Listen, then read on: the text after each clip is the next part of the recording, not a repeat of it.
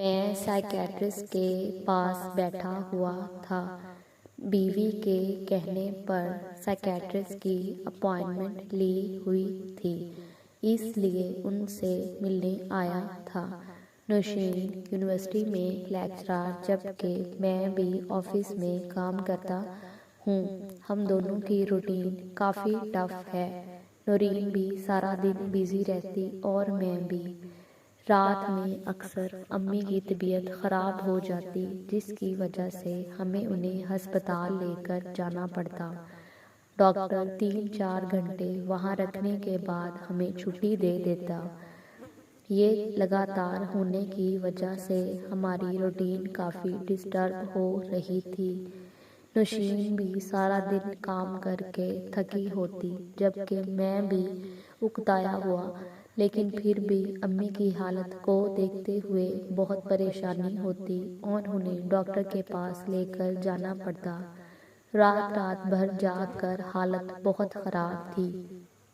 نوشین کام کرتے کرتے کہنے لگی، وہ میں سوچ رہی تھی کہ کیوں نہ امی کو ہم کسی اولڈ ایج ہوم چھوڑ آئیں۔ ان کی طبیعت ٹھیک نہیں رہتی، وہاں ڈاکٹرز ہوتے ہیں، وہ ہر ٹائم ان کا خیال رکھیں گے اور جب بھی ضرورت پڑی تو ان کو فوری مدد ملے گی۔ ان کی یہ بات سنی تھی کہ میں نے غصے سے آگ بگولا ہوتے ہوئے نوشی کی طرف دیکھا۔ نوشی نے فوراً سے کہا، آپ تو غصہ ہی کر گئے، میں تو آپ کی بھلائی کے لیے ہی کہہ رہی ہوں۔ اگر دن میں امی کی طبیعت خراب ہو جائے اور ہم گھر پر موجود نہ ہوں تو کتنا مسئلہ ہوگا، جبکہ وہاں پہ تو ہر وقت ڈاکٹر اور نرسز ہوتی ہیں، تو ان کا زیادہ اچھے سے خیال رکھا جائے گا۔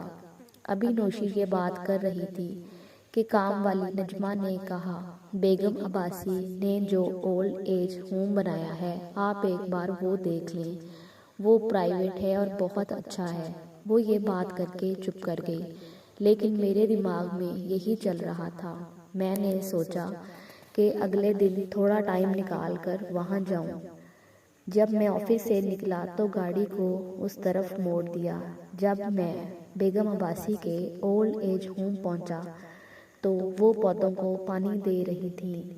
سب کچھ بہت صاف ستھرا تھا، ہر طرف سبزہ، اور وہاں پر باقاعدہ ایک کلینک جہاں ڈاکٹر موجود تھا، نرسز اور سٹاف مریضوں کا اور بوڑھے لوگوں کا خیال رکھ رہے تھے۔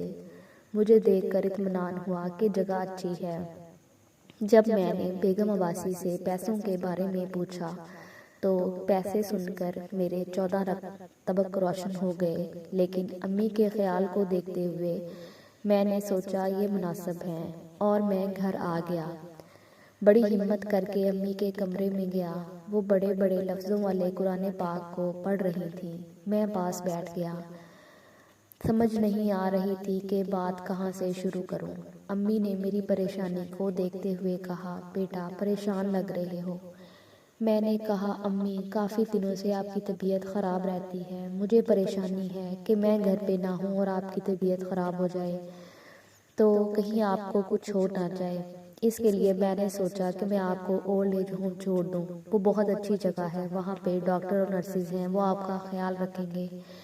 امی کے چہرے پہ موجود مسکراہٹ غائب ہو گئی اور پھر کچھ سوچتے ہوئے انہوں نے کہا، ٹھیک ہے میرا پت، جیسے ہے تم خوش، میں تمہاری خوشی میں خوش ہوں، میں تمہیں پریشان نہیں دیکھ سکتی، تم مجھے چھوڑ آؤ۔ اگلے دن میں نے اپنی امی کو گاڑی میں بٹھایا اور چھوڑ آیا۔ شروع میں 1-2 دن بعد میں چکر لگا لیتا، پھر یہ چکر اتوار پہ شفٹ ہو گئے، اتوار کے اتوار ان سے ملنے جاتا۔ پھر کاروبار کی ایسی مصروفیت پڑی کہ بات مہینوں پہ چلی گئی اور میں ان سے ملنے نہیں جا پاتا۔ پھر ایک دن میں گاڑی میں بیٹھا آفس جانے لگا، میرا بیٹا میرے ساتھ بیٹھ گیا اور کہتا ہے، پاپا آج میں آپ کو چھوڑ کے آتا ہوں، میں نے گاڑی چلانا سیکھ لی ہے۔ میں نے بیٹے سے پوچھا، بیٹا کہاں چھوڑو گے؟ اس پر بیٹے نے کہا، پاپا میں آپ کو اولڈ ایج ہوم چھوڑوں گا۔ بیٹے کے یہ الفاظ کہنے تھے کہ میرے پاؤں تلے زمین نکل گئی۔ میں نے اپنے بیٹے سے کہا کہ بیٹا کیوں؟ کہتے آج سنڈے ہے، آپ گرینی کو ملنے جاتے ہیں تو آج میں آپ کو چھوڑ کے آتا ہوں۔ اس کے معصوم جواب پر میرا دماغ وہیں اٹک گیا کہ یہ میرا مستقبل ہے۔ آج جو میں نے اپنی ماں کے ساتھ کیا وہی کل میرے ساتھ ہوگا۔ جو فصل میں نے آج بوئی وہ کل مجھے کاٹنی پڑے گی۔ میرے آنسو زاروں قطار گرنے لگے۔ میں نے گاڑی کو اولڈ ایج ہوم کی طرف موڑا۔ جب میں وہاں پہنچا تو جا کے مجھے پتا چلا کہ تھوڑی دیر پہلے ہی ہارٹ اٹیک سے امی کی ڈیتھ ہو گئی۔ میں رو رہا تھا، بہت شرمندہ تھا کہ میں نے کیا کر دیا، لیکن میری توبہ کے سارے دروازے بند ہو چکے تھے۔ اب میرے پاس کوئی راستہ نہیں تھا۔ میں اس دن سے بہت پریشان اور چڑچڑا ہو گیا ہوں۔ کسی کام میں دل نہیں رکھتا، روتا رہتا ہوں، گھنٹوں ماں کی قبر پہ جا کے بیٹھتا ہوں، معافی مانگتا ہوں کہ اب میں اپنی اس غلطی کو کیسے ٹھیک کروں۔ اس پر ڈاکٹر نے مجھے کہا، اب آپ گھر چلے جائیں، مجھے کہیں ضروری کام سے جانا ہے۔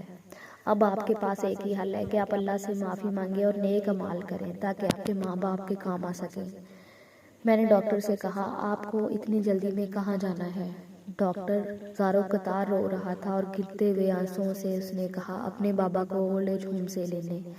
یہ کہنے کی دیر تھی کہ ڈاکٹر وہاں سے تیز قدموں سے چلتا ہوا غائب ہو گیا اور میں اپنے ضمیر کا بوجھ اٹھائے گھر واپس آ گیا۔